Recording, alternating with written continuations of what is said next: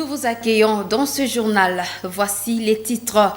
L'église en diocèse de Butembo-Beni vient de s'agrandir avec la création d'une nouvelle paroisse dans le territoire de Lubero. Il s'agit de la paroisse Saint-Luc de Kassinga qui était parmi les secteurs de la paroisse de Moussienene. C'est l'évêque de Butembo-Beni, Monseigneur Sikuli Paluku Melkisedek, qui a présidé les cérémonies irrélatives. Et sécurité sur l'axe routier Butembo-Kyondo, la société civile de la commune rurale de Kyondo, dans le territoire de Beni, appelle les autorités à installer un camp militaire au niveau de la rivière Talihia pour sécuriser les passants et leurs biens. Voici l'intégralité de votre journal. Comme annoncé au sommaire, une nouvelle paroisse est ouverte officiellement en diocèse de Butembo-Beni dimanche 9 janvier 2022. Il s'agit de la paroisse Saint-Luc de Kassinga qui était parmi les secteurs de la paroisse Moussienene. À l'occasion de cette ouverture, Monseigneur Sikuli Paluku Melkisedek a appelé aux chrétiens de cette paroisse à vivre dans l'union pour une meilleure évolution. Roland Kakimoa nous signe ce reportage. Saint-Luc, c'est cette nouvelle paroisse qui vient d'être créée en diocèse de Butembo-Beni. À cette occasion, ces fidèles ont tenu être témoins de l'événement en remplissant l'intérieur et la sainte de l'église.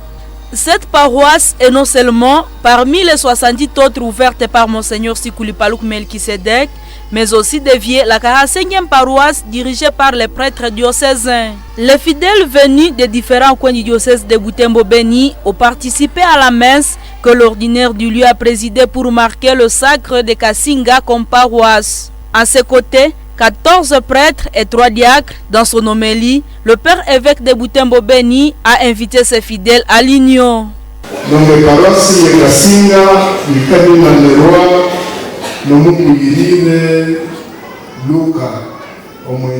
C'est Luc l'évangéliste est le nom de cette paroisse. Désormais, nous sommes les mêmes.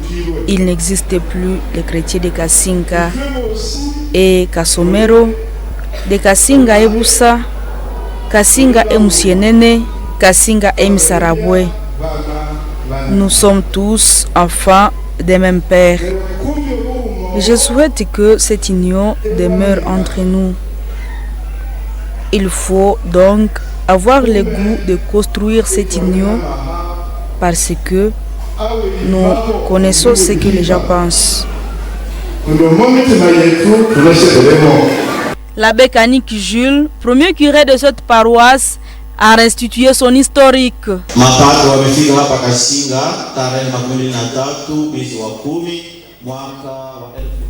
Le 23 octobre marque l'arrivée des prêtres diocésains ici à Kassinga et le 24 octobre, le jour où les prêtres ont célébré leur première messe à Kassinga et tant que paroisse. En cette occasion, nous remercions Monseigneur Sikuli Paluku Melkisedek qui a voulu installer cette paroisse et autoriser que les activités se déroulent normalement au sein de cette paroisse.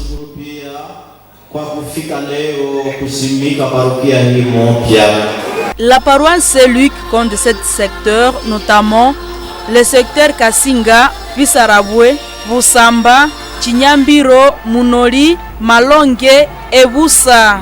Cette paroisse a beaucoup besoin de bonne volonté pour son avancement, ont indiqué les fidèles. La société civile de Kyondo déplore l'insécurité devenue chronique sur le tronçon reliant cette entité du territoire de Beni à la ville de Butembo. Au niveau du pont Talihia, des bandits armés depuis les passants et de leur argent et de leurs biens. Le président de ces structures citoyennes appelle à l'installation d'une position de FRDC en cet endroit pour assurer la sécurité des personnes et de leurs biens. Je vous propose de le suivre dans ce propos recueilli par Joël Tali et Mme Penzi Manzekeli. Dans cette partie de la rivière Tali, dénommée mon nom, nous avons enregistré ces derniers temps des pillages en main armée. Et ce phénomène a commencé ça fait longtemps. Bien avant, les autorités étatiques nous ont aidés à placer une base militaire. Mais d'une manière brute, nous avons constaté que cette base militaire n'y est plus. Et actuellement, encore une fois, cette opération de pillage a recommencé. De façon que vont nous aider et vont installer cette base militaire à cet endroit, afin que l'économie de notre pays ne soit pas non seulement troublée par ces bandits de vol à main armée, mais aussi qu'elle soit stable, parce que quand il y a des bandits, les gens ont peur de travailler et de traverser les routes. Or, cette route est d'intérêt capital pour notre commune.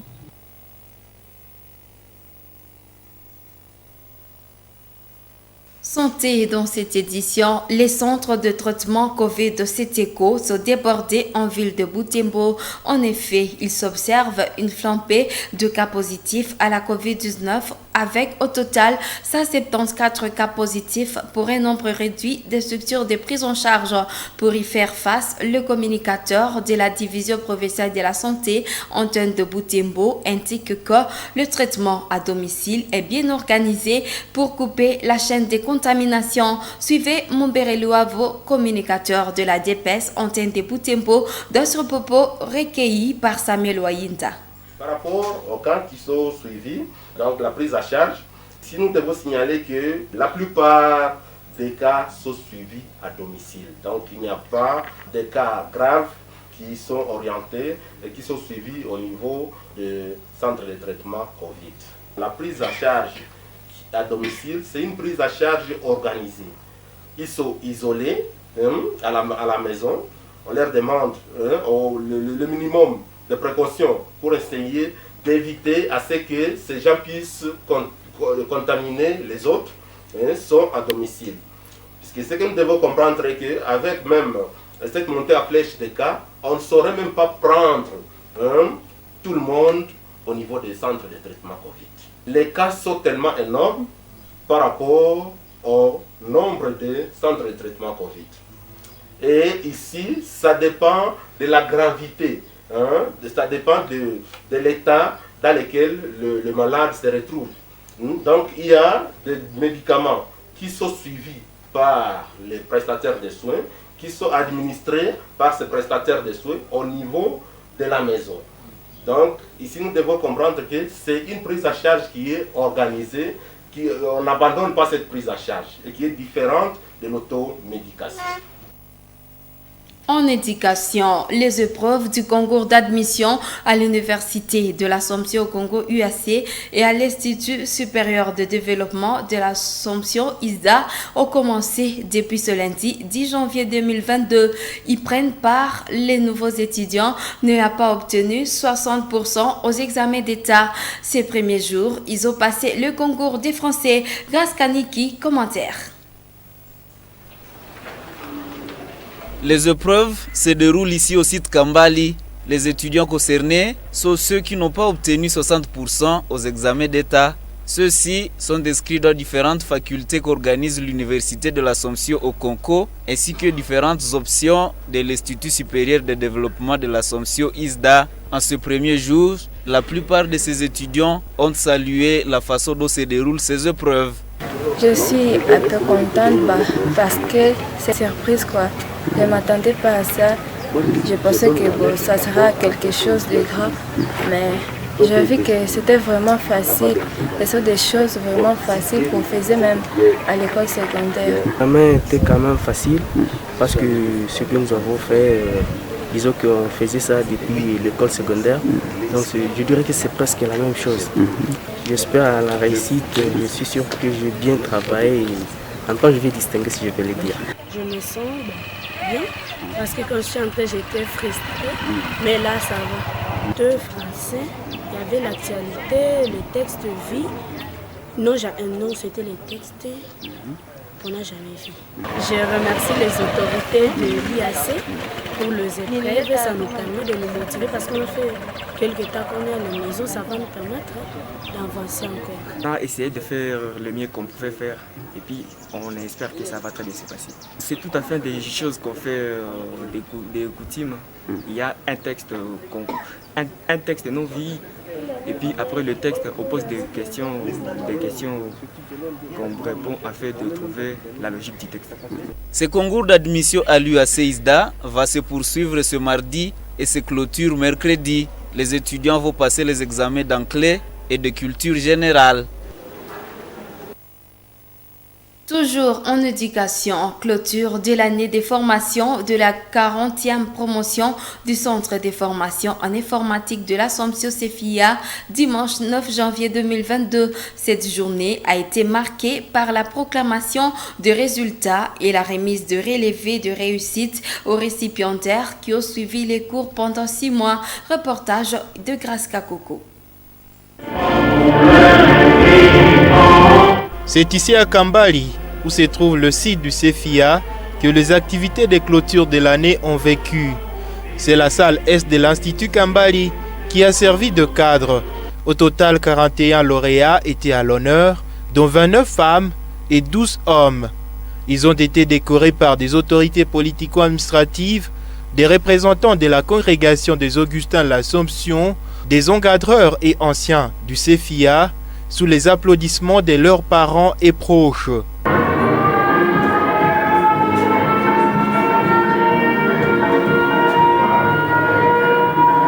Ces documents qui ont été décernés aux lauréats cette année ne sont pas de brevets, mais des relevés de réussite. Conformément aux directives actuelles du ministère de la Formation professionnelle et métiers, ils attendent l'examen national de fin d'études professionnelles, à l'issue duquel ils obtiendront des diplômes. L'inspecteur principal provincial a rassuré à ses récipiendaires qu'ils sont candidats réguliers à l'ENFEP. À cette occasion, les formateurs au CFIA ont remercié les autorités pour des réformes entreprises dans les secteurs de la formation professionnelle et métiers en faveur de la jeunesse. Néanmoins, ils leur demandent de restaurer la sécurité au Nord Kivu et en Ituri pour permettre à leurs finalistes de mettre en application des connaissances qu'ils acquièrent au centre.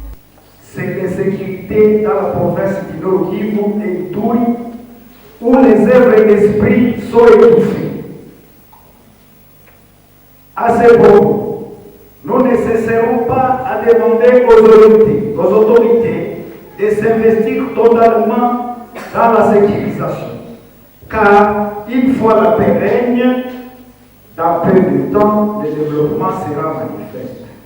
Les étudiants décorés se disent satisfaits de l'encadrement dont ils ont bénéficié au centre de formation en informatique de l'Assomption CFIA pendant 6 mois. Vraiment, nous sentons que nous sommes déjà capables de gérer si on peut nous infecter quelque part, nous sommes vraiment capables.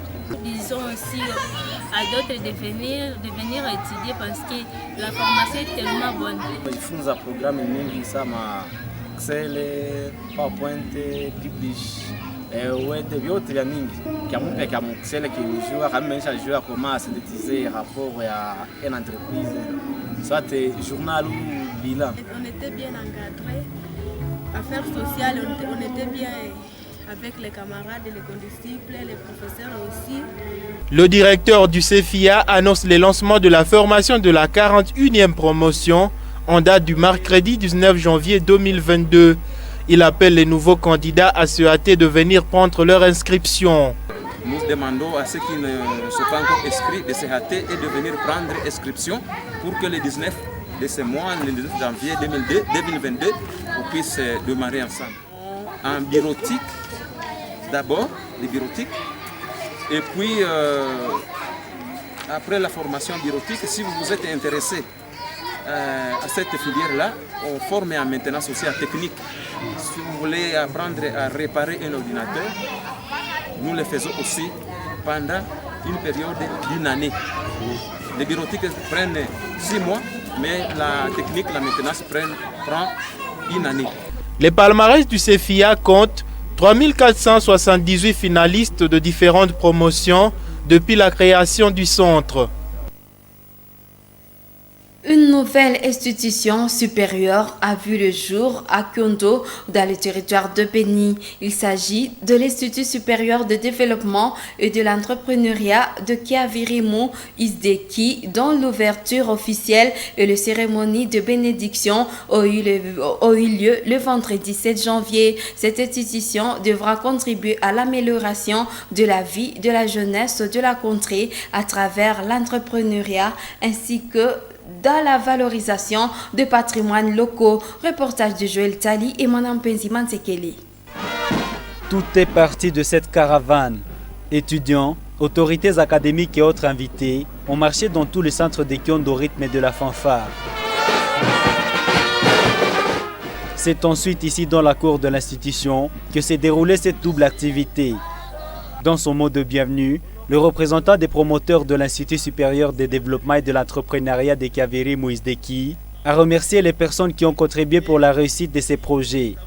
Un projet qui aidera la jeunesse à capitaliser les atouts de ces milieux, notamment dans les secteurs agro-pastoral, et qui les aidera à investir dans l'entrepreneuriat. Génératrice de revenus, s'impliquer dans la filière agro-pastorale, dans la création des petites entreprises, dans les secteurs de l'agriculture et de l'élevage, spécialement dans la transformation et la conservation des produits périssables, comme les légumes et les bêtes de la basse-cour, constituant des ressources locales de la contrée et principales sources incontournables de richesse.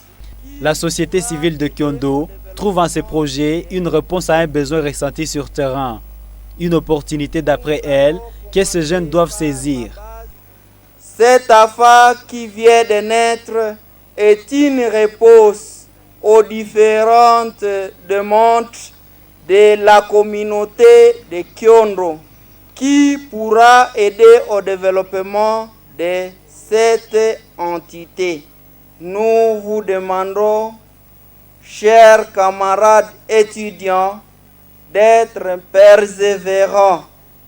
Je lui remets les clés du bureau. Le secrétaire général académique de l'ISDEKI demande à la population de cette municipalité à s'approprier cette initiative qui ne pourra connaître une renommée que grâce à leur soutien. Il appelle notamment ceux-ci à y envoyer leurs enfants, ceux avant de promettre que lui et son équipe se battront pour son essor, et de rassurer que cette institution misera plus sur la compétence. Nous vous invitons donc à la patience et surtout à vous approprier l'institution. Nous vous mettrons même à contribution pour nous permettre de pérenniser l'institution, pour qui notre objectif est qu'elle ait une renommée locale, nationale et internationale. C'est tout d'abord aux étudiants et étudiantes que je veux m'adresser. Ils sont au cœur de nos projets. Nous allons leur assurer des formations de qualité, une vie estudiantine diversifiée, des services en faveur de leur épanouissement. La sous-conférence des établissements de l'ESU de Butembo et environ a conseillé cette nouvelle institution à la collaboration avec celle déjà sur terrain. Un cadre de concertation, d'échange d'expérience. Si vous avez des difficultés, n'hésitez pas à aller trouver vos collègues pour dire quand vous retrouvez ces problèmes, comment vous les résolvez. C'est ça l'objectif de cela. Au niveau administratif, on est prêt donc à vous accompagner. Kassere Kakaeni est le tout premier étudiant à être inscrit à cette institution. Tout joyeux, celui-ci attend contribuer au relèvement du niveau de son milieu en luttant contre la sous-qualification. Et nous voulons lutter aussi contre la sous-qualification. Le Congo de demain aura plus besoin de ces gens-là qui ont quand même fait les universités. L'ISDEKI organise à son sein 5 sections. Il s'agit du développement communautaire, la gestion informatique, la gestion des finances, la biologie et la section de l'art plastique.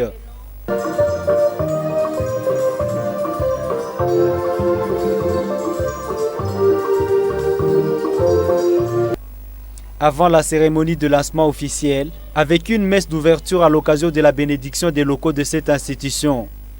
Après cette Eucharistie, le célébrant de cette messe a alors béni les locaux de l'ISDEKI.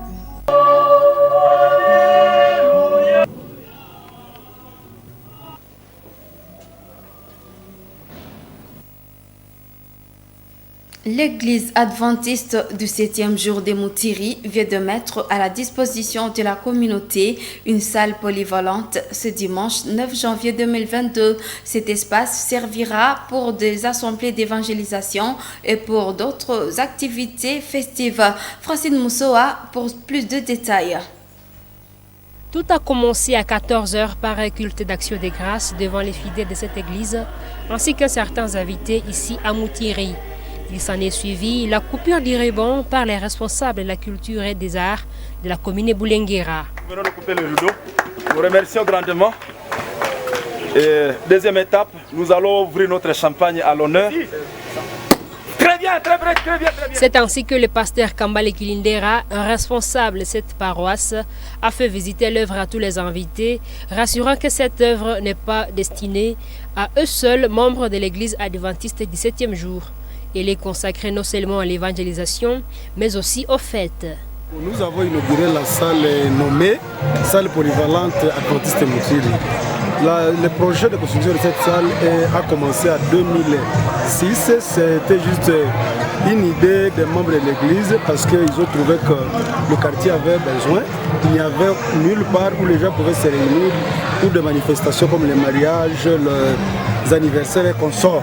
C'est ainsi qu'ils se sont mis, ils ont mis leurs forces ensemble, ils ont contribué et au fil du temps, pièce par pièce, ils ont essayé d'aller un peu plus loin.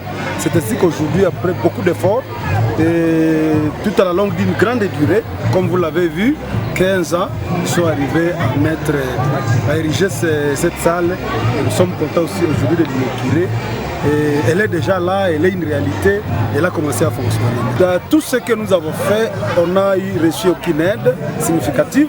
Tout ce qui a été fait a été par les contributions de membres de l'église adventiste. Quiconque veut venir, adventiste ou pas, la salle polyvalente ne concerne pas la foi ou une certaine philosophie religieuse. C'est question de venir et respecter les normes que la réception va vous montrer. Et puis c'est tout, vous entrez. Cet édifice qui vient d'être inauguré est en construction depuis 2006. Il a la capacité d'accueillir entre 400 et 500 personnes. C'est la fin de ce journal. Bonne suite de nos programmes.